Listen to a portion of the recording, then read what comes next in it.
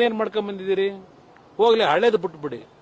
ಈಗ ಮುಖ್ಯಮಂತ್ರಿ ಆಗಿದಿರಲ್ಲಪ್ಪ, ಹಳೆ ನಿಮ್ ಚಾಲಿ ಎಲ್ಲ ಬಿಟ್ಟು ಪ್ರಾಮಾಣಿಕವಾಗಿ ಜನಗಳ ಕೆಲಸ ಮಾಡಿ. ನಾವು ಬೆಂಬಲ ಕೊಡ್ತೀವಿ. 28ಕ್ಕೆ ಬಹುಶಃ ನೀವೇ ಬಂದ್ಬಿಟ್ರಪ್ಪ. ಅದೇನೋ ಹೇಳ್ತಿರಲ್ಲ 28ಕ್ಕೂ ನೀವೇ ಬನ್ನಿ, ನನಗೇನು ಅಸೂಯೆ ಇಲ್ಲ. ಆದರೆ ಈ ಒಂದು ವ್ಯವಸ್ಥೆ ಒಳಗೆ ನಿಮ್ಮ ಪ್ರತಿಯೊಂದು ಅಭಿವೃದ್ಧಿ ಹೆಸರಿನಲ್ಲಿ ಏನೇನು ನೀವು ಕಾನೂನು ಬಾಹಿರವಾಗಿ ಮಾಡ್ತೀರಿ ಅದನ್ನು ಮೌನಕ್ಕೆ ಶರಣಾಗಿ ನನ್ನ ಜಾತಿ ಹೆಸರಿನಲ್ಲಿ ಬೆಂಬಲ ಕೊಡಬೇಕಾ? ನಮ್ಮ ಪಕ್ಷ ದೇವೇಗೌಡರು 60-70 ವರ್ಷದ ರಾಜಕೀಯದ ಸಕ್ರಿಯವಾಗಿ ಪಾತ್ರವನ್ನು ವಹಿಸಿದ್ದಾರೆ.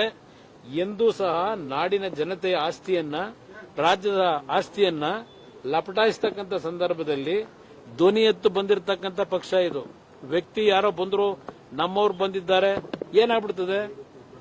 ಆಯ್ತಪ್ಪ, ಒಕ್ಕಲಿಗರ ಪರವಾಗಿ ಇವರು ಮುಖ್ಯಮಂತ್ರಿ ಆಗವ್ರೆ, ಏನೆಲ್ಲ ಒಕ್ಕಲಿಗರ ಸಮಾಜ ಎಲ್ಲ ಉದ್ಧಾರ ಮಾಡಿ ಎಲ್ಲರನ್ನು ಇದರಲ್ಲಿ ಇಡ್ತೀರ ಆನಂದ ಇದರಲ್ಲಿ. ಈಗ ಸಿದ್ದರಾಮಯ್ಯವರು ಮುಖ್ಯಮಂತ್ರಿ ಆಗಿದ್ರಪ್ಪ 8 ವರ್ಷ ಆಗಿದ್ರೆ ಎಲ್ಲ ಕುರುಬ ಸಮಾಜದವರೆಲ್ಲ ನೆಮ್ಮದಿಯಿಂದ ಅತ್ಯಂತ ಅದ್ಭುತವಾದ ಜೀವನ ಮಾಡ್ತಾ ಇದ್ದಾರಾ? ಹಿಂದುಳಿದವರೆಲ್ಲ ಅದ್ಭುತವಾದ ಜೀವನ ನಡೆಸ್ತಾವ್ರ? ಯಾಕೆ ಆತ್ಮಹತ್ಯೆ ಪ್ರಕರಣಗಳು ನಡೀತಾ ಇದೆ? ನಾನು ಅದನ್ನ ಹೇಳ್ತೀವಿ. ಇವತ್ತು ಬರಗಾಲ, ಇಲ್ಲಿ ದೊಡ್ಡದಾಗಿ ಬೋರ್ಡ್ಗಳು ಹಾಕ್ಸ್ಕೊಂಡು ಇಲ್ಲಿ ಮೆರೀತಾ ಇದ್ದೀರಿ ಬೆಂಗಳೂರೊಳಗೀಗ. ಇಲ್ಲಿ ಬೆಂಗಳೂರನ್ನ ಯಾಕೆ ಉಪಯೋಗ ಮಾಡ್ತಾ ಇದ್ದೀರಿ? ಇವತ್ತು ಬೆಂಗಳೂರು ಇಂಥ ಪರಿಸ್ಥಿತಿಗೆ ಬರ್ಲಿಕ್ಕೆ ಯಾರು ಕಾರಣ? ಇವತ್ತು ನಿಮ್ಮ ಆಡಳಿತಗಳು, ಅದರ ಬಗ್ಗೆ ಟೀಕೆ ಮಾಡಬಾರ್ದ?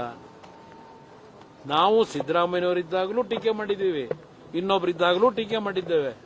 ನಾನು ಬೇರೆಯವ್ರ ತರ ನಮ್ಮ ಪಕ್ಷ ಎಂದೂ ರಾಜಿಗೆ ಒಳಗಾಗಿಲ್ಲ. ರಾಜ್ಯದ ಸಮಸ್ಯೆಗಳು ಬಂದಾಗ, ನಾಡಿನ ಖಜಾನೆ ಲೂಟಿ ಆಗ್ತಕ್ಕಂಥ ಕೆಲಸ ಆದಾಗ ನಾವು ಯಾವುದೋ ಒಂದು ಜಾತಿಯ ವ್ಯಾಮೋಹದಲ್ಲಿ ರಾಜಕೀಯ ಮಾಡಿಲ್ಲ. ಜನತೆಯ ರಕ್ಷಣೆಗೋಸ್ಕರವಾಗಿ ವಿರೋಧ ಪಕ್ಷದಲ್ಲಿ ಕೆಲಸ ಮಾಡ್ತಾ ಇದ್ದೇವೆ.